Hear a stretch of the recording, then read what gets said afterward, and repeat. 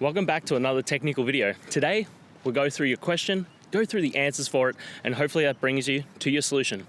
Guys, remember to stay just a little bit crazy to get to that solution just like me. And let's get started.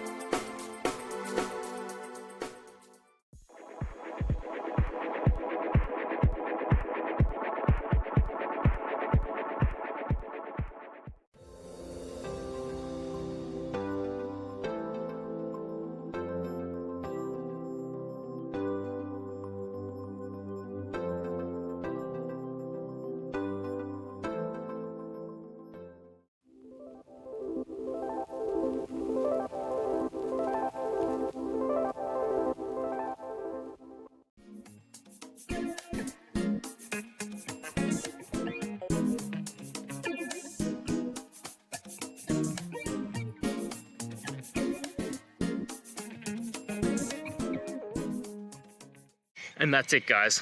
I hope that video helped find the resolution you're looking for. If it did, please, I'd appreciate it if you could hit subscribe. Until the next time you need more technical help, I hope you have a good one. Cheers.